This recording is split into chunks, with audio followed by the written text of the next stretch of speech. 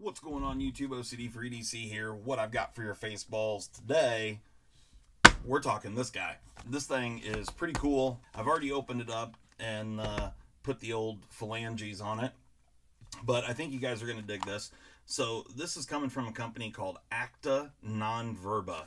It means exactly what it says right there. So this is Latin for actions, not words. Actions, not words. I dig it. So this particular model right here is called the A-100 DLC A-Lock. This one's plain edge, made in the Czech Republic. So that's pretty interesting. So let's take a look here and see what we're working with on the Acta Non Verba. So it comes with pretty nice packaging. You get this little guy right here, which I have no idea what it says. This side's in English, however, says congratulations on purchase of Acta Non Verba knife. It was assembled by that guy and inspected by that guy. Here is the knife. Like I said, it's a pretty cool unit. We're going to get into it. We'll look at all the specs, see what it brings to the table. And it's relatively inexpensive for what it is, which I think is pretty cool. Right off the bat here, we've got a decent sized, really nice EDC knife. Before we open it up, we can see we've got it is FRN handles. We've got an FRN backspacer that kind of gives like a faux floating look. It's pretty interesting. We got some red pops of color here. Got a deep carry wire clip, and it is most certainly deep carry. And the thumb stud is single-sided, but we'll get into that. And that's about it. Pocket clip is reversible, but let's give her a flick here. Boom. There we go. Now, they do make this model in an A-200 as well. Very, very similar looking, but there are some differences. The A-200 has Slipner steel, which is basically like a D2. This guy right here happens to be rocking, you can see it right there, ELMAX, which is very, very cool. Now, they're also offering this in a Magna Cut version as well, which, again, really cool. It's a pretty big price jump though to get Magna Cut over ELMAX, and in my opinion, ELMAX is a great steel. So this one right here is the best bang for your buck in my opinion. But to each their own. Because the Slipner version of the A-200 is basically the exact same money. So I think the A-200 goes for $160, and this guy here is actually like $5 cheaper, like $155. And you can see it's an Axis style lock. They're calling it an A-lock, but action on it is really well done. It actually is riding on nylon washers, and that works out just fine. It's got 2 washers on each side, and the action is good.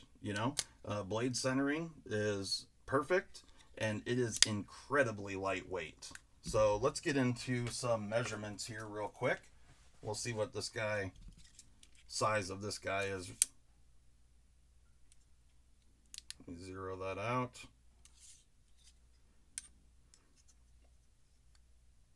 All right, so we're looking at like right at a, just under a 3.5 inch blade, and we've got a really nice sharpening choil that goes out past the plunge grind. So it's just really well done. Length of handle, so 4.818 inches, and it's pretty slim. The FRN is contoured, so we're right at a 1/2 inch at its widest point, but it feels slimmer than that because of how contoured it is. It's really comfortable in hand. You got a really nice long grip there. Not a really good place to choke up, but on this knife you don't really need to. And then, I don't know if you guys saw it or not, but there is a little dot right there in the middle of the thumb stud. That is actually glow-in-the-dark material, and it glows quite well. I'm not really going to be able to show that off to you at this point. So we've got a 3.5 inch blade. Let's see what we got for a weight. 2.5 ounces, 2.59, 2.6 ounces. Really, really lightweight for what it is. Now, because of that, that makes the balance point like basically right at the pivot. If I can get it to balance. Yeah, right there. It is a little bit front heavy, but honestly, it feels good in hand. It really does. And for this kind of money, you know, we're talking bug out money here. We've got ELMAX steel, a bigger blade, you know, reversible clip. I mean, this thing's got a lot going on for it. And the blade stock, that's one measurement that I didn't do, is 117 thousandths, so just under 1/8 of an inch. And then thickness behind the edge, yeah, about 19 thousandths or so. So not the thinnest thing ever, but not bad either. You know, for a production knife, that's kind of right in the wheelhouse. You know, most of the Benchmade stuff and Spyderco stuff is in that like 22 to 25 thou range, so it's just below that. It is a tall flat grind. It's not a full flat grind, but and then it's got this kind of interesting swedge. Blade is DLC coated, so I think it's a really good looking knife. Now, getting into the negatives here, this thing, all of the edges around this FRN they're just kind of sharp. You know, it's kind of to be expected a little bit, but the biggest problem for me, you know, with an Axis style lock, or at least me, I always put this corner right here in the butt of my hand to flip it closed to pull that Axis bar back, and this corner right here is really sharp, so it's just kind of uncomfortable. So I think what I'm going to do is, you know, just chamfer everything and make it much nicer in hand. But before we do that, I'm going to show you about this thumb stud.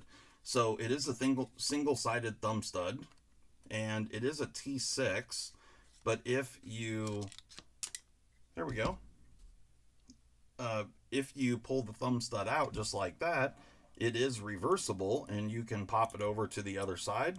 So for all my lefties out there, you know, this works out well and makes it very ambidextrous. So once you flip the stud around, flip the clip around, you are good to go for lefty configuration. So that works out well, and it's just a good looking knife, right? I dig the little logo, Acta Non Verba, all the way around. I'm really kind of digging on this thing. Now, they've got multiple different models available. You know, I don't know how long this brand has been around, but coming from the Czech Republic, I think it's just kind of interesting. And I think, you know, if they are a newer brand, I mean, I certainly have not heard much about them up until recently. This thing's pretty good. Real quick, before I disassemble this thing and soften up all these edges, we definitely need to see what we're working with for a factory edge right out of the box. So although I have handled this knife, the edge has not touched anything. It's only been fondled and flipped on. Okay, let's see what we're working with here for a factory edge.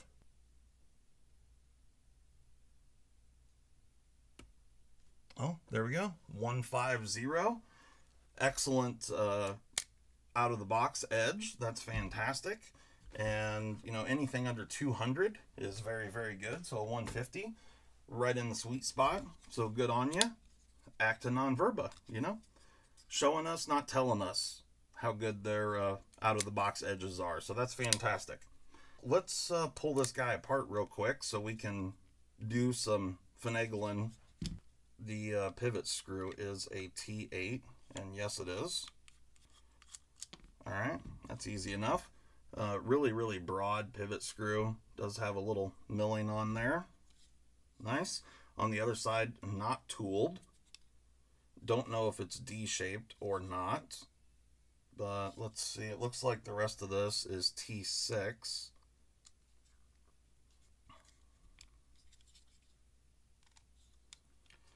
And I'm going to pull this one scale off here. Okay, so we've got 2 screws along the backspacer there that came right out, and then we've got one really short screw that is going into a liner. That's going to be just fine. There we go. Yeah, okay. So there you go. You can see the little short screw. Let me get that out of there before I end up dropping it. Okay. Now, on the back side, you can see we've got Yeah, extremely lightweight. We've got a few locating pins right there for the little, they're not even half liners, they're like third liners. Yeah, that works out well. Omega spring design, which is, I was kind of assuming that's what we were going to be dealing with here. And there you can see that disc that holds in the pocket clip hardware. All right, so this Omega spring just popped loose. We'll just go ahead and get it off there. And then I'm just going to go ahead and pull, hopefully.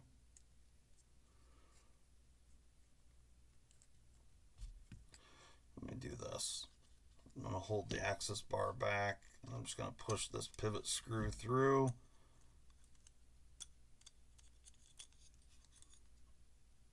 Here we go. And there you can see the nylon washer. I'm going to set this. I don't want to get the lube on anything. So of course, when we go back together here, we will definitely get this all squared away with some Slickamal. And so, like I said, it looked to me like there were a couple of washers on each side, and there most certainly are. All right, I'm just gonna clean this up here. I mean, everything on here looks really good quality. We've got little brass inserts in the Backspacer, which is excellent. So we're going to go ahead, we're going to fully disassemble this. Like I said, I'm going to clean up all these edges, as well as round off this back corner here, which is just going to make this thing so much nicer in hand. So after I do that, I'll come back and show you what I've got. Looks like the clip is T8.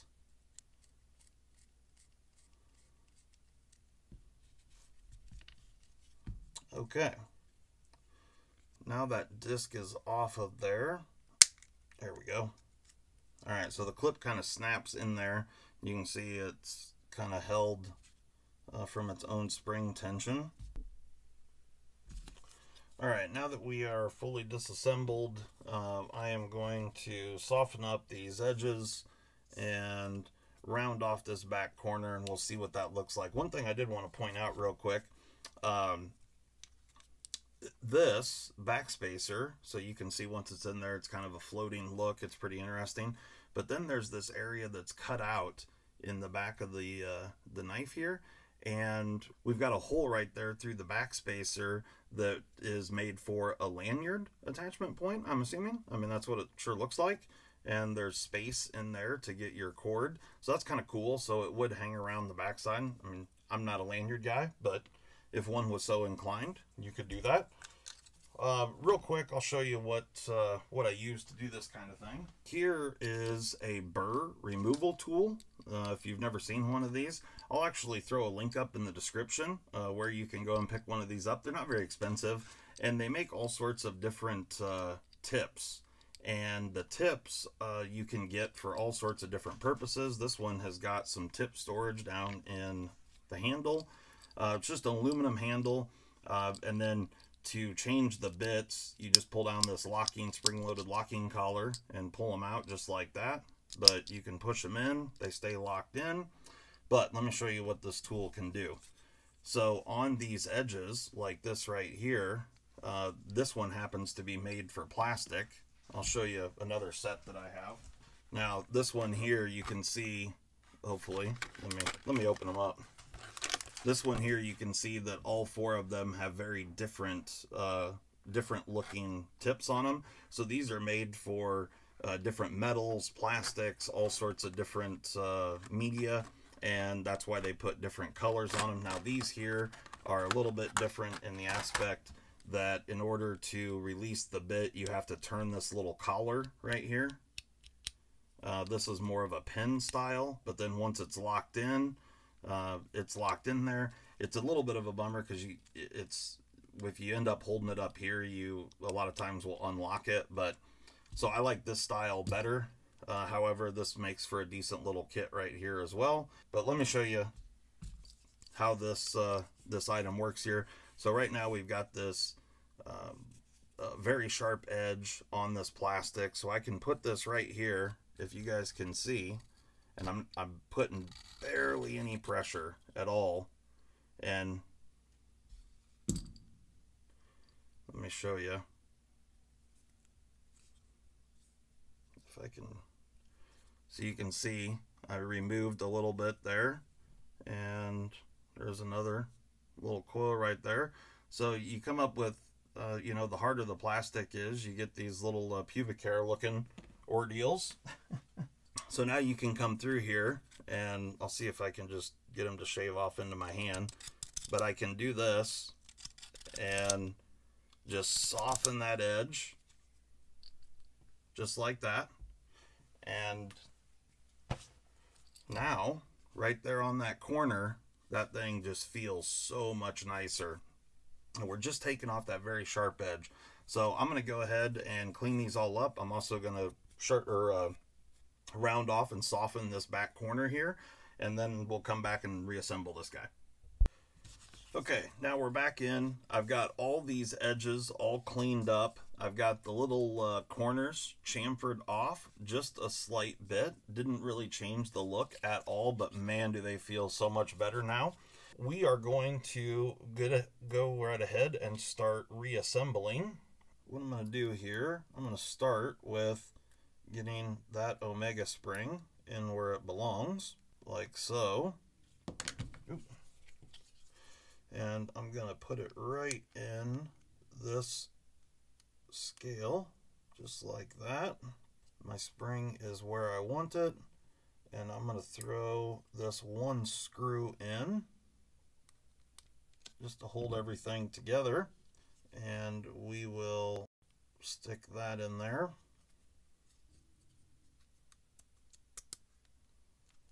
Just like so.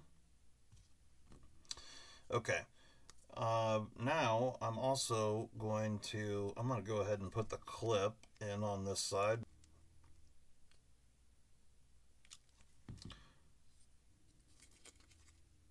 Perfect. Now I think I'll just go ahead and put the backspacer on, just so it's on this side, and then we can go ahead and start assembling the blade and washers. Okay. I don't know if you guys can hear, I've got a dog over here snoring, our boxer.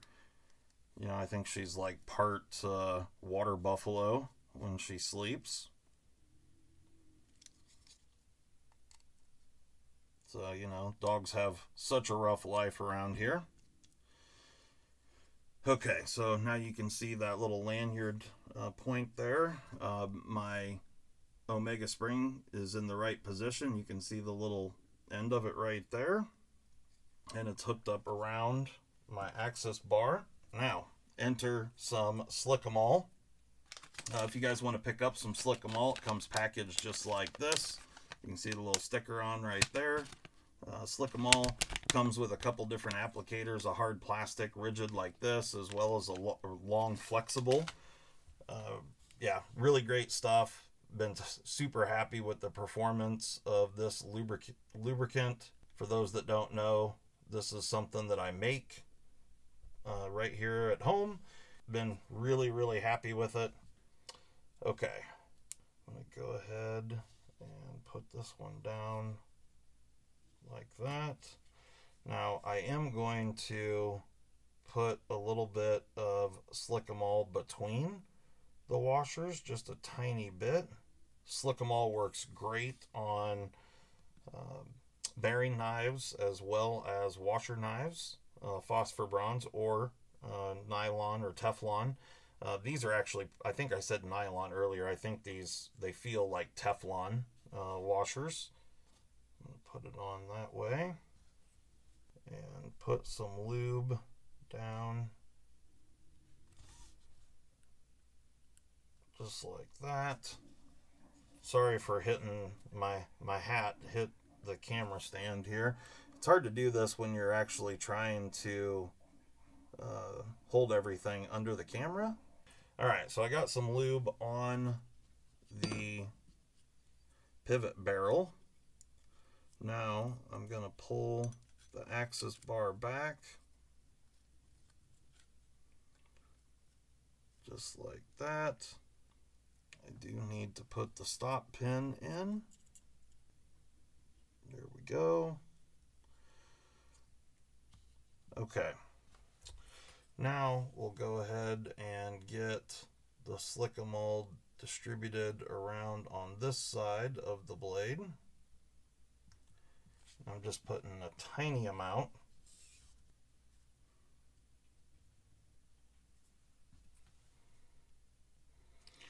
Now once I'm done with this, I will also place just a tiny amount of Slickamal around the blade tang where the axis bar rides on the blade tang. One of the beautiful things about this Slickamal lubricant, it does not induce lock stick like thin oils do. So that's wonderful.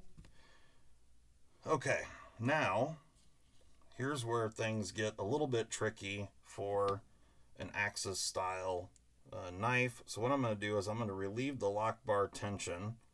I'm going to push the pivot down to where it's just flush with this side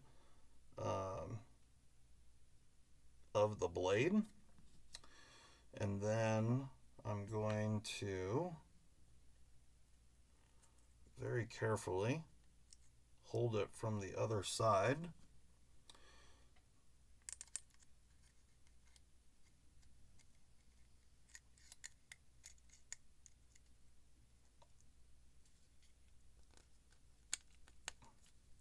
All right. So there we go. Now I got my pivot through both liners. I'm on my stop pin. I've only got one Omega spring in at this point, but we are going to place the other Omega spring right now.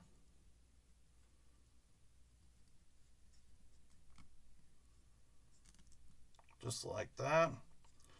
And then now I have to get this Omega spring up in its location. Ooh.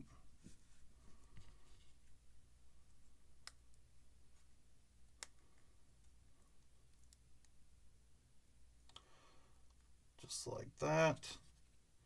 And now we'll set this scale on.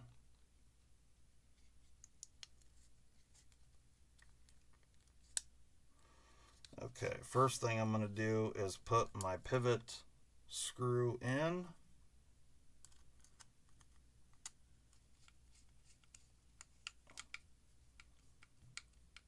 Just to hold everything. And then I'm going to put this liner screw in. And this is a T6 screw. All right. And now we're pretty close. We just got to get these two backspacer screws in, and then we'll be good to go. Then we'll adjust this pivot and see what we're working with.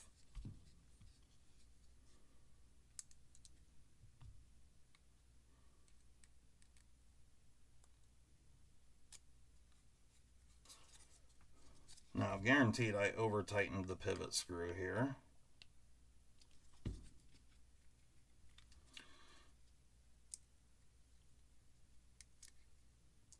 Blade centering looks spot on.